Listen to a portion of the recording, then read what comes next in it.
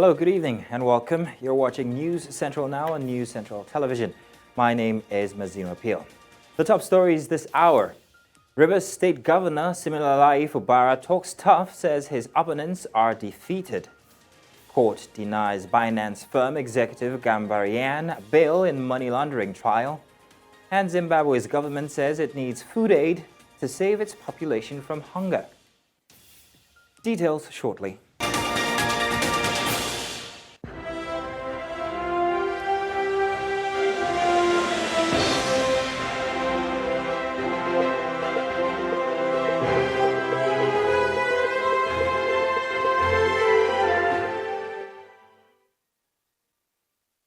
News Central now at this hour begins in Nigeria with updates on the political crisis bedeviling the state.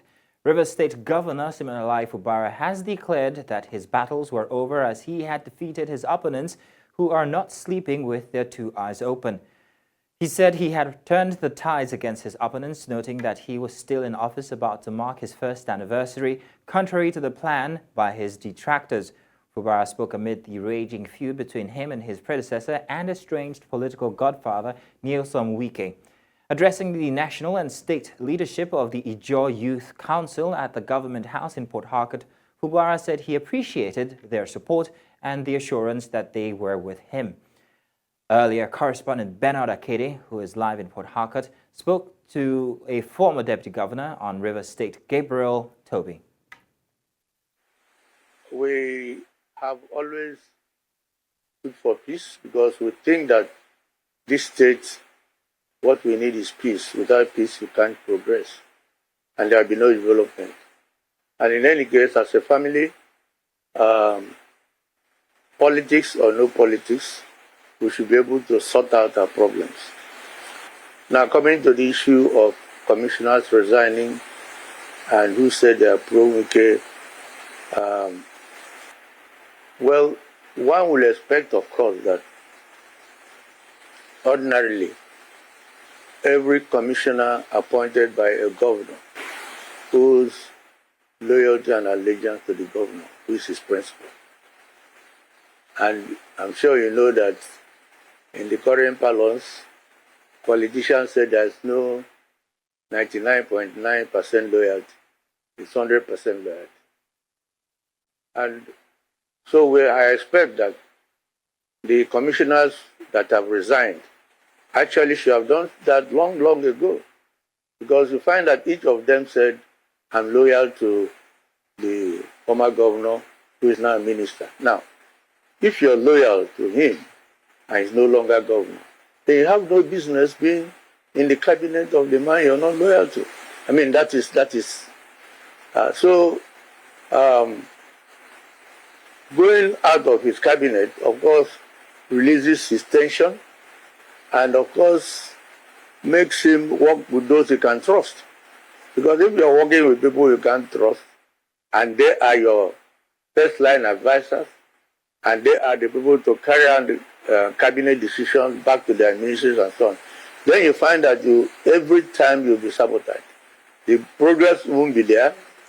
Whatever you're doing in your government will not be noticed because you're working with people who are not with you. Now, let's also let you know that the PDP Stakeholders Forum has accused the acting national chairman of the People's Democratic Party, Umar Damagun, of allegedly receiving the sum of $2 million for the party to allow the lawyers of the FCT minister, Nyesom Wike, to file secret processes to stop the court from declaring vacant the seat of the 27 members of the Rivers State House of Assembly who left the PDP to APC.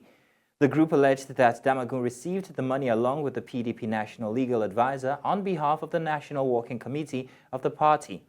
In a statement by the Publicity Secretary of the group, Abubakar Issa, it alleged that one of the members of the National Working Committee who was privy to the deal confided in him that though he has received his own share of the money, he was not happy with the way the party was drifting.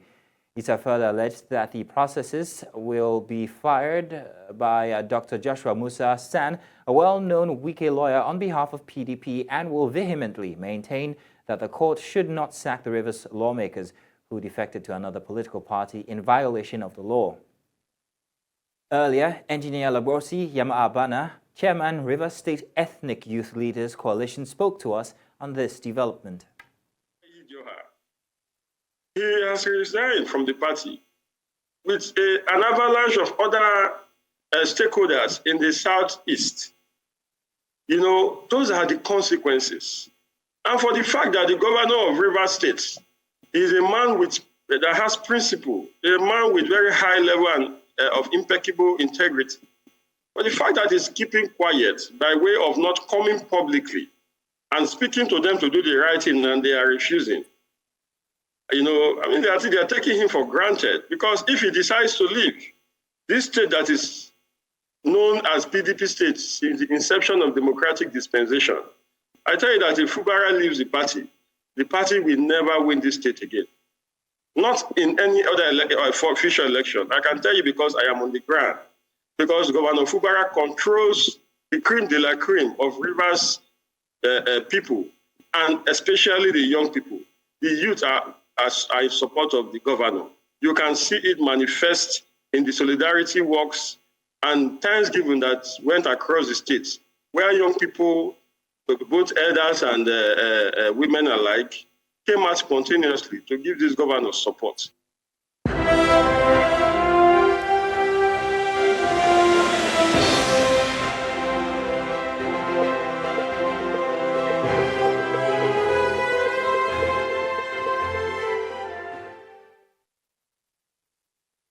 Still talking party politics now.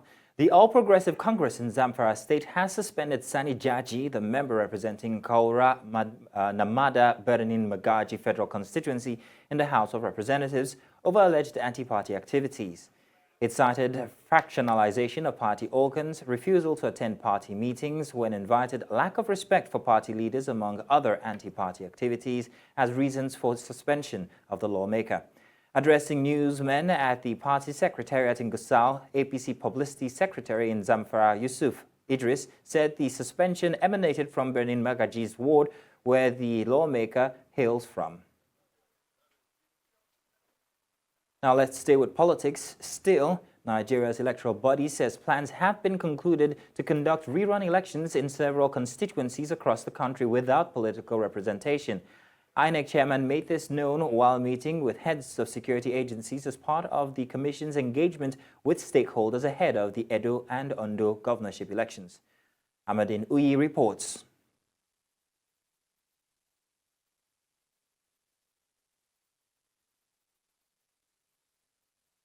It was a meeting with heads of security agencies in the country. The meeting is part of a series of engagement by Nigeria's electoral body. The chairman of the body gave an update on the security situation in the last off-cycle polls across the country. On the 23rd of January, we met to review the security arrangement for the by-elections and court-ordered rerun elections in 26 states of the Federation. I am glad to report that except for 2 state constituencies in Enugu and Kano states, the elections in 45 constituencies have been concluded without major incidents and winners declared. He says that efforts are being put in place to conduct elections in the remaining constituencies without political representation. Following consultations with stakeholders, the Commission is remobilizing to conclude the outstanding rerun elections in Enugu South 1 State Constituency of Enugu State and Gari, formerly known as Kunchi Local Government Area, for the Gari's Anyawa State Constituency of Kano State. Similarly, I would like to inform you of vacancies in 4 states of the Federation that will necessitate by-elections in 3 state assembly constituencies and 1 federal constituency as a result of death or resignation of honorable members. We look forward to working with the security agencies to secure the environment without which peaceful elections won't happen.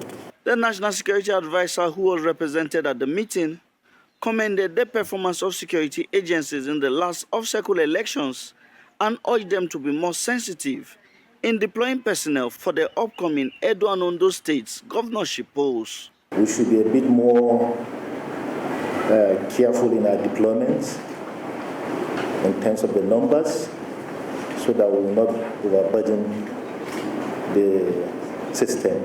The Commission also urged voters to take advantage of the ongoing continuous voters registration. In Abuja for News Central, I am Amadin Uyi.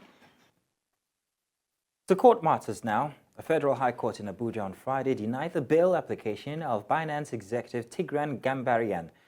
Justice Emeka Nweti, while delivering the ruling, held that he refused the bail application, having carefully gone through the application submitted before him and resolved that the defendant will jump bail if granted.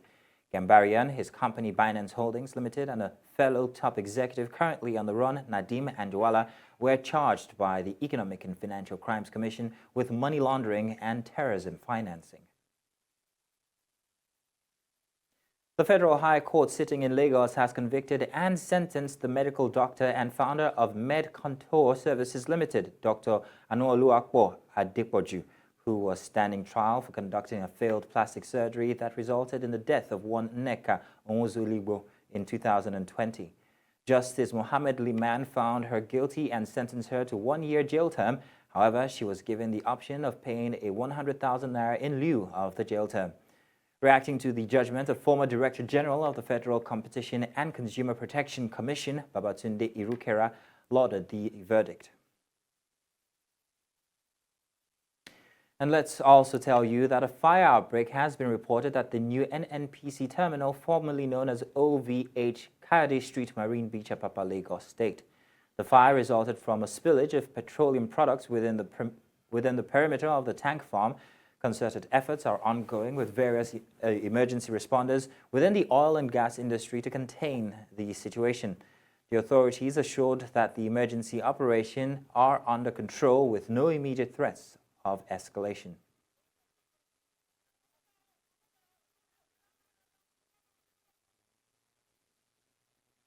Now let's do a short break, and when we get back, more news on the other side.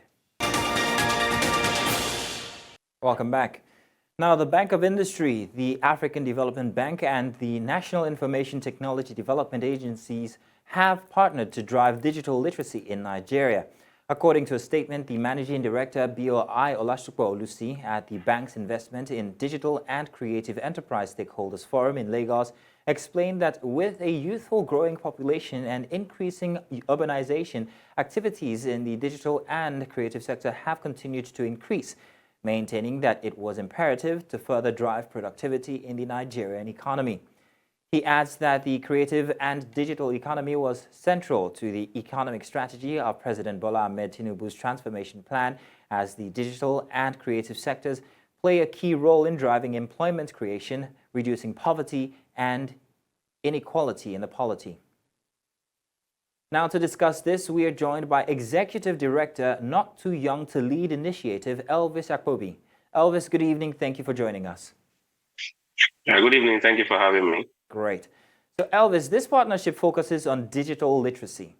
How can this initiative specifically address the need of Nigeria's youthful population and bridge the digital divide in the country? Yeah, for me, it's a welcome development because at the moment, aside the large vast youthful population we have as Nigerians, the currency of our generation today, skills, potentials, and all that. And we are blessed with a tool of our time, which for me it has to do with a digital space. Which, if you agree with me, almost every Nigerian between 18 to 35. They're always with their phone. Tech is the new oil, and it seems as if we're not taking advantage of the digital economy. In 2025, there's a postulation that between now and 2025, digital economy is meant to bring a GDP of almost $200 million, and that's huge. If only we harness it. If you go to the Western world today, you find out that young people are using the digital space to grow the GDP of their country. They're using digital space to, event, bring up nice initiative to solve problems. But back in Nigeria, back in Africa, I wouldn't want to say Africa because I was in Rwanda, but the case is still different. Back in Nigeria, the idea, the skills that young people should use the digital space for seems to be on the negative side. So for me, and this is as a result of vast unemployment, the government seems not fulfilling their campaign promises during electioneering and all that. But I think we'll get it right gradually. But for me, if NIGDA and other digital parastatals, if they do due diligence, if they bring back good policies and all that, a lot of young people, which today will have a larger demographic of young people who key into whatever they bring on board, and it will grow our economy too. Okay, good then, Elvis. Now, the statement also mentions the importance of the digital and creative sector to President Tinubu's economic plan. So how can this partnership between BOI, AFDB, and the NITDA contribute to achieving the goals of his plan, such as employment creation and also poverty reduction? Yes, I know it.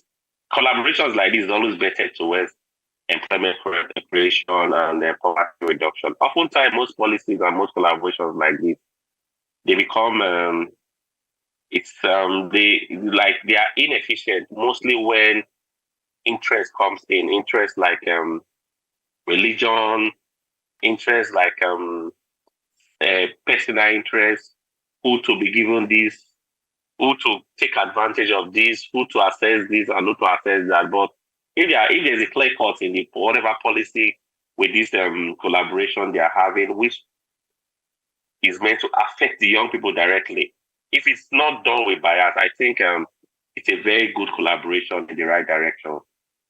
Mostly at the moment where it will have a large number of young people who are unemployed. But there's this quest. A lot of young Nigerians have this quest to subscribe to tech, to take advantage of the tool of our time, which seem to be the internet and ICT. So it's good that you actually mentioned that this is very youth-focused. When we talk digital, we're talking about digital natives and people who are inside of this bracket. But the government, have they been able to set policies in place that actually benefit this demography of people?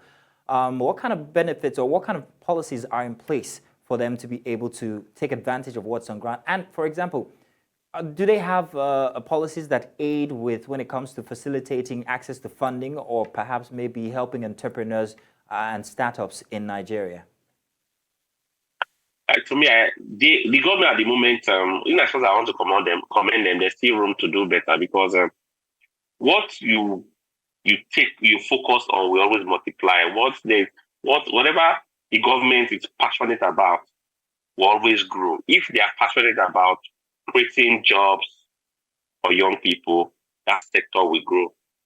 The NIGDA and other Ministry of Youth, Bank of Industry and all that, fine, they've been doing well, but I think their policies need to be reviewed, mostly with the people that are beneficiaries of this whole thing, because you will see cases where you hear that a particular program is going on. People don't know. No proper orientation. There is no communication between the people, mostly young people who are meant to be beneficiaries of all this, and the policymakers, as the Bank of Industry and all that, who are making these policies to reduce unemployment. So for me, there's a clear cut on communication between your target audience and they're making these policies, making this collaboration for young people to start from whatever programs they have and grow themselves, get themselves engaged, and grow our economy too. We'll get it right if we do that. The final question, and if you can quickly, how can the initiative measure its success in driving productivity and also boosting the Nigerian economy? Yes, they can measure its success if and only if whatever they are doing is devoid of bias, social strata, personal interest, and all that. Because often the people, I wouldn't want to say the people at the top, the policies, most of our policies, they don't work.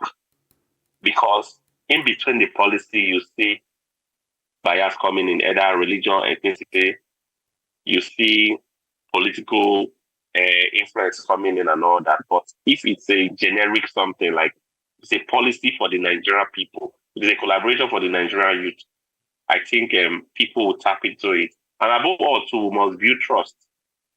There are cases where it will be like there's a program going on, they say send your BVN, send your NIM, you see people, they are scared to release all that. Almost I think this collaboration should not just end there, they should engage the people on the other side, mostly the young people, orient them again on whatever they want to do, the benefits of what they want to do, and the need for young people to take advantage of their collaboration. Mostly using people that have successfully done something like this to mirror excellence to people that are hungry, that wants to, tap into these programs and all that they're doing. Well, thank you very much, Elvis Akpobi. Thank you indeed. Thank you for having me. To labor matters now, negotiations between the Nigerian government and organized labor on the proposed new national minimum wage of 48,000 naira are set to resume. There are indications that the government may increase the proposed amount. The chairman of the Tripartite Committee on National Minimum Wage, Alhaji Bukagoni, invited labor leaders to continue negotiations on May 21, 2024. This invitation followed the walkout of Nigeria Labour Congress and Trade Union Congress leaders from the negotiation committee due to the government's offer. NLC President Joe Ajero insisted on a minimum wage of 615,000 naira, blaming the government and the organized private sector for the breakdown in negotiations. The Director General of the Nigeria Employers Consultative Association, Adewale Smart Oyerinde, urged the unions to consider their position and return to the negotiation table. Earlier, Mohammed Abdullahi, public relations analyst, spoke to us on this development. Government is actually not serious with the proposal of 48,000. To put that in context, I want to drag us back to 1991 when Nigeria had actually 250 naira as its minimum wage. As at then, the dollar to naira is actually 8 naira. $1 equals 8 naira. So if you divide that, you have about $31 as our minimum wage. If you drag to 2000, the minimum wage was 5,500, and the exchange rate was about 85 naira then. So it means it was about $65. 2011, it was 19,000, and then the dollar averagely was about 150. So we had a 126. If you see the trajectory, it's like the minimum wage is increasing. And if you get back to 2019, when the current 30,000, even though most of the states are actually not paying, it's only the federal government that's paying. The average exchange rate, before now used to be 300, 350, and we have like $100. As part of our minimum wage. But now, 48,000 naira, you have the exchange rate to be about at least average of 1,300, which means we have $37. In fact, we're actually going back to 1991. Welcome back. We're on a short break now, and we'll be back again. Welcome back. The Nigerian Hypertension Society, through its president Simeon Osezua, has called for raising awareness and promoting the prevention, early detection, and treatment of hypertension in Nigeria. The call was made in a press statement on May 17th, commemorating World Hypertension Day. Dr. Osezua revealed that 1 in every 3 adults in Nigeria has hypertension, according to the society's findings. Osezua highlighted the rising cost of hypertension treatment medicines as a major concern. He emphasized that hypertension often lacks symptoms until serious bodily damage occurs. Therefore, many Nigerians are unaware they have it, and few of those aware receive proper treatment. Obesity, sedentary lifestyles, and diets high in salt, fats, and sugar are driving the increasing hypertension burden. Now, to discuss this, we are joined by CEO co-founder My Medicare, Dr. Chukwuka Pascal Obodo. Good evening and welcome, Dr. Chukwuka. Good to have you. Good evening. Thank you very much. My pleasure to be here. Thank you indeed. Now, can you explain what hypertension really is and why it's a major health concern in Nigeria? Okay, so thank you for that. So when we talk about hypertension, we are referring to when someone checks their blood pressure and is above 140/90. Okay, so the 140, the one above, what we refer to as systolic, and the one below is referred to as diastolic. Okay, so and of course it's a global health issue because hypertension on its own can lead to other health challenges. Okay, just as renal failure, stroke, and a whole lot of complications. Now, let's talk about the stats that we heard. 1 in every 3 Nigerian is hypertensive. How come people don't know about this? And how easy is it for them to actually access affordable hypertension diagnosis? Okay, well, so most times people don't really know that they're hypertensive because most people don't have the symptoms. Okay, so it's usually when it gets very bad, okay, that person might start having maybe blurry vision, headaches, and all whatnot. But most people don't actually at the initial stage. Most people don't really have the symptoms, and that makes it quite challenging for you to diagnose. Okay, then moving forward for the rural regions. And of course, in Nigeria as a whole, there's a lot of issues when it comes to the diagnostic sets. Even in some facilities, their machines are not very much in order to be able to pick it on time. In addition to that, Nigerians, quite a lot of people have issues going to the hospital, okay, to check their hypertension, to check their blood pressure.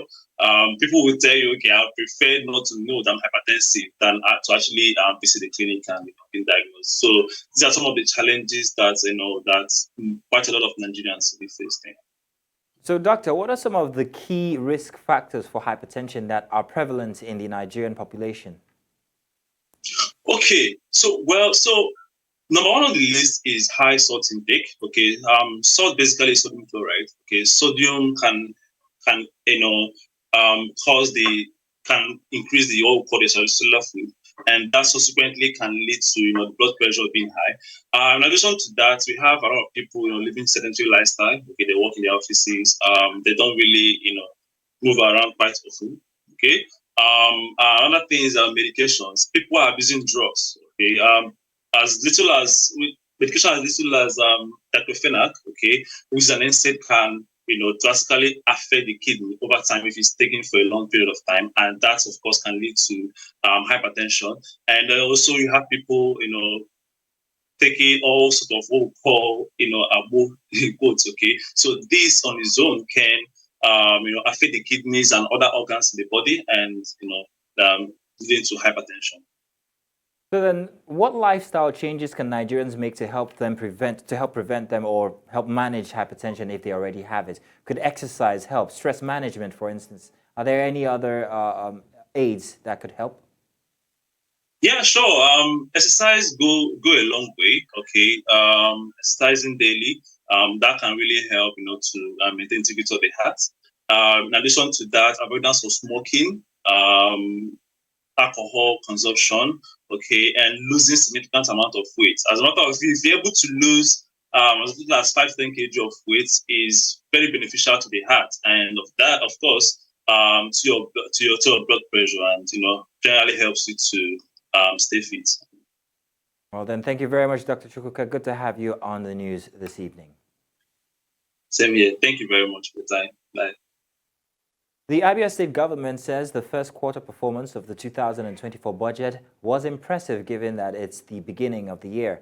Commissioner for Budget and Planning Kingsley Anosike said government wants to ensure the 30-year budget plan, which began in 2020, is fully understood by those saddled with the responsibility of drafting and implementing budgets in ministries and agencies. The government recently organized a workshop for them at the Aguiyi Rossi Conference Center in uahia. The commissioner expressed optimism that the second quarter of the budget performance will be better. I think the state has done so well in implementing the full-year plan and what we are supposed to deliver in the first quarter. We will have accelerated implementation in Q2 because, like His Excellency is committed to implementing the budget fully, by the end of the year. So we are going to most likely have an accelerated implementation. Well, we're very impressed with what we saw. That was sent to us before we came in, and our job was to align the budget to the 30-year long-term plan. That's the major thing, and to also look at the spend on some of the activities that are within the 30 years budget. So far, we like what we see. Our next move is to verify where those spends.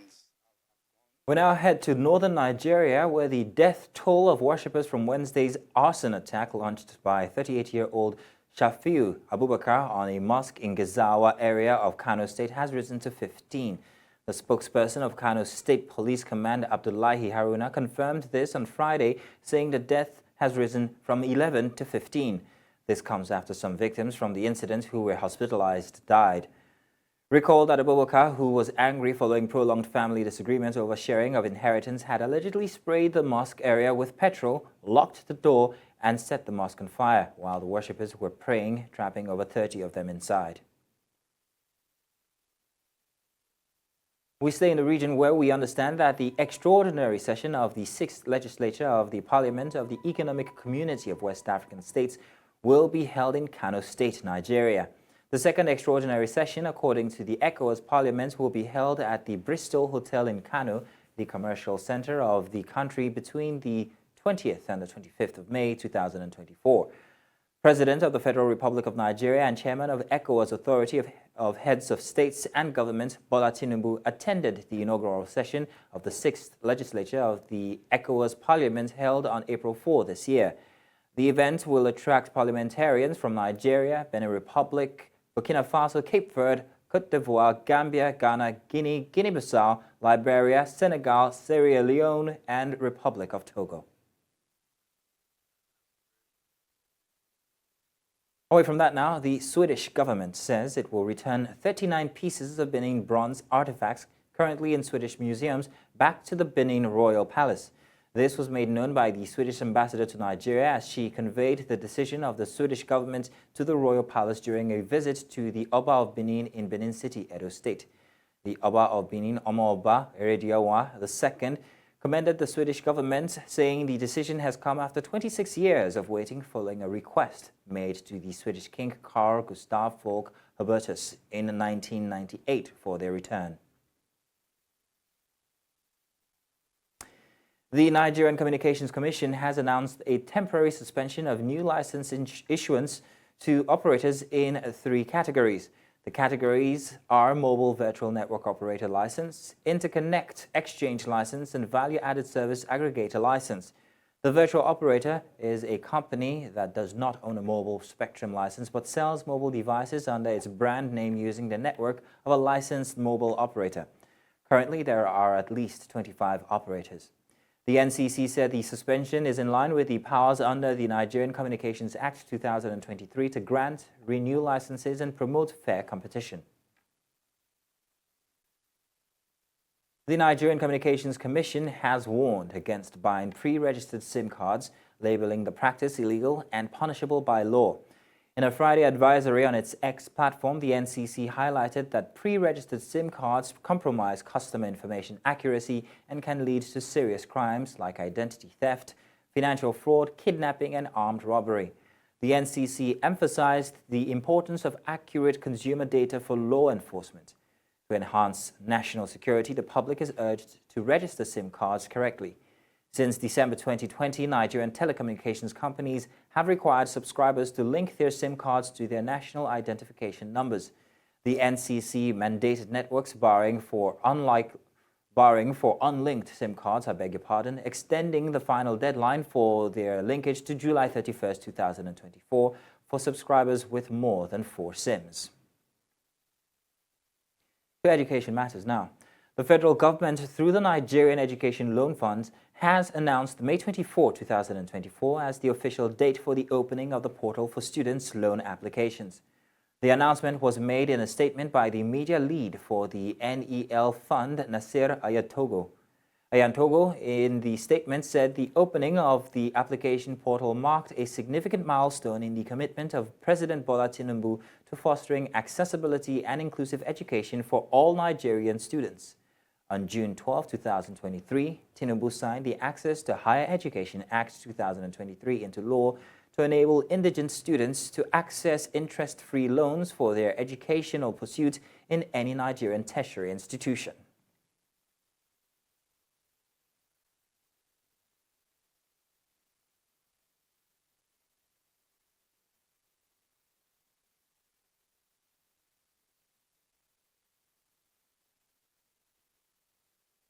Coming up, Rwandan President Kagame hands in his candidate file ahead presidential election. We'll be bringing you the details right after this break.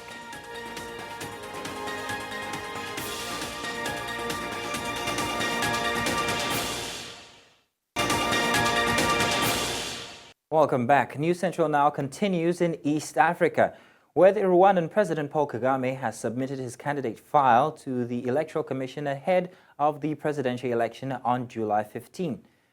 The 66-year-old has been the de facto leader of the tiny landlocked nation since the 1999 genocide and presided over controversial constitutional changes in 2015 that opened the way for him to remain in power until 2034. He is now seeking re-election for a fourth term as president. We received those documents as per laws, and all the required documents were submitted by the candidate of RPF for the RPF in Hotanyi, and we have all the documents now.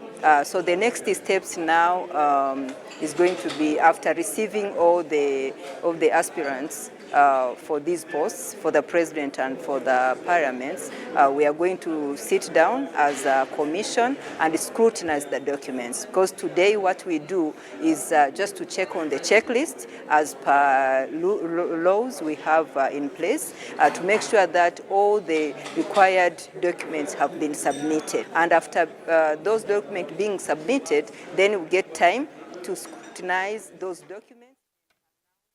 South Africa has ended rescue efforts at the site of a deadly building collapse on Friday, having revised down the number of people that were at the premises when the accident happened.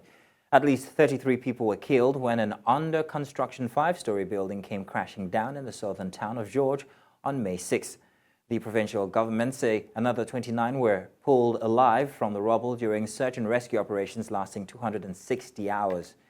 Authorities said that based on information received from the contractor, police had estimated at 81 the number of people, mainly construction workers, thought to be at the site when disaster struck.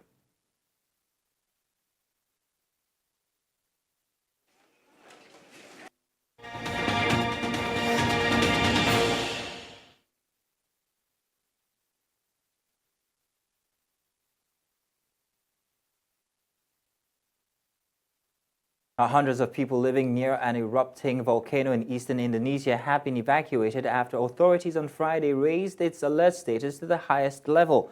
Authorities raised the alert status for Mount Ibu, located on remote Halmahera Island, to the highest level of a 4-tiered system on Thursday after recording 2 huge eruptions for the second day in a row.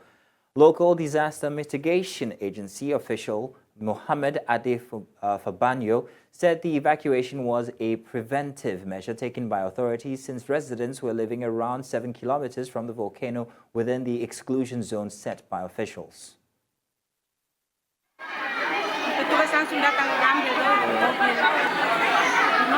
Tadi malam. Texas Governor Greg Abbott has granted a full pardon to a former U.S. Army sergeant and Uber driver who was jailed for 25 years for fatally shooting a Black Lives Matter protester in 2020. In his declaration of pardon, Republican Abbott referenced the state's Stand Your Ground legislation on self-defense, which is one of the strongest such measures in the United States. The announcement came shortly after the Texas Board of Pardons and Parole unanimously recommended a pardon for Daniel Perry and restoration of his firearm rights following an investigation that the board conducted at the governor's request. 37-year-old Perry was found guilty in April 2023 of murder in the death of 28-year-old Garrett Foster, a U.S. Air Force veteran who was shot at a Black Lives Matter rally in Austin, the state capital, in July 2020.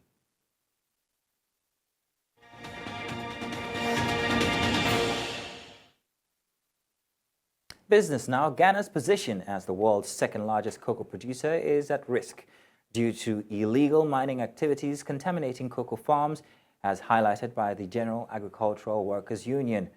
GAWU's General Secretary Edward Karewe criticized the government's lack of action and emphasized the ongoing forced takeover of farms by miners, posing a significant threat to Ghana's long-term cocoa production and reputation. Reports indicate that even patriotic cocoa farmers are being compelled to sell their farms. During a discussion on the Business Edge show, Isaac Kofi Agei, analyst at SBM Intelligence Ghana, shed light on the use of the term force in this context. It's a threat and the fact that there's contamination. So first, they will come to you legitimately and ask you to sell your farmland, which they feel that they can mine on it. And if you fail to do that and that persists, then they then go ahead, force it, sometimes even leaving contaminated water to flood your farmlands. And you have no option than to give the farmlands to them or sell it to them at a very cheap price. So they are forcing them, and then also they are,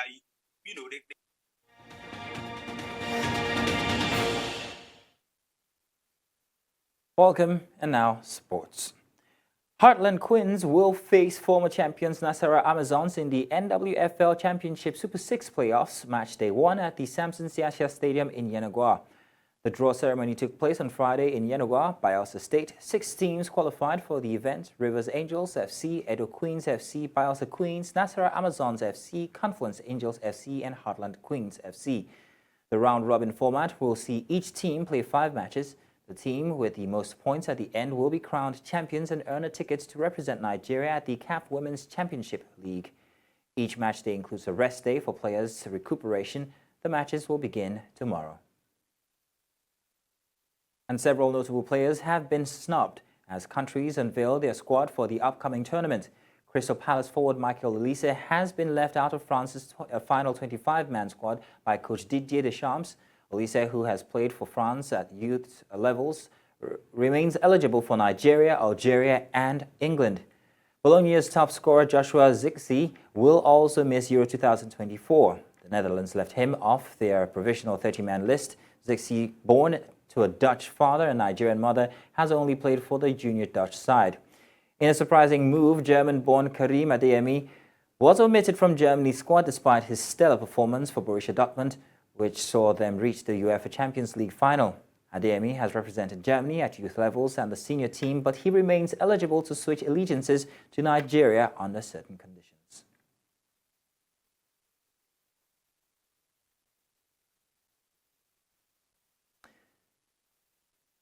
And that would be all that we can bring you this hour. But before we go, let's take another look at some of the major stories.